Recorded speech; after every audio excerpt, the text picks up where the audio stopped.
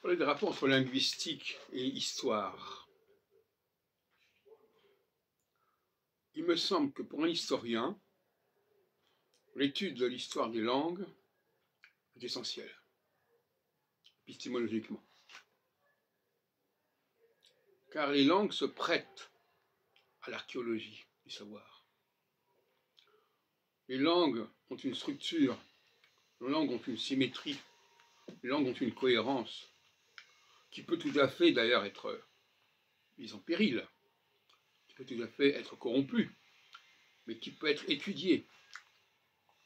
Et c'est pourquoi je suis passé quelque part de l'histoire à la linguistique, parce que la linguistique permet une reconstitution diachronique, permet de dépasser le stade des documents d'attestation.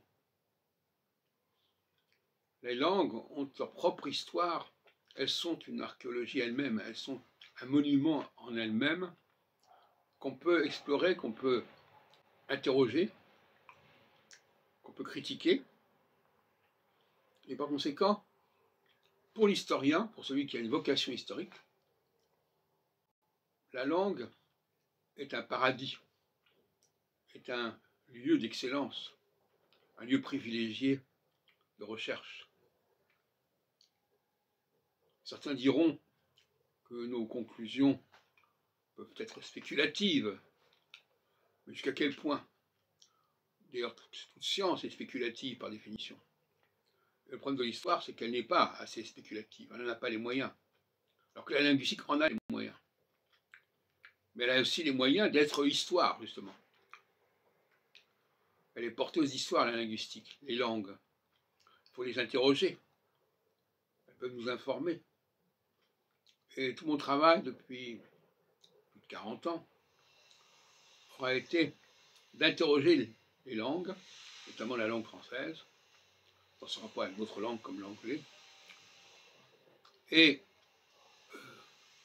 de parvenir à une préhistoire de la langue, qui est en réalité un retour à une langue première, à un état premier de la langue. À un moment donné, la linguistique permet d'explorer le passé par-delà la question événementielle dont l'histoire dépend. Les langues sont elles-mêmes performatives, elles sont elles-mêmes porteuses de leur propre histoire. Parce que croire que les langues sont empiriques, croire que les langues se constituent comme ça par hasard, de façon aléatoire, est une lubie. On ne peut pas dire que ce soit faux, mais ce n'est vrai que parce que les langues se détériorent, parce que les langues sont corrompues, parce que les langues empruntent, par les langues saïennes. Mais la langue en elle-même est porteuse d'une symétrie, d'une cohérence, d'une rigueur.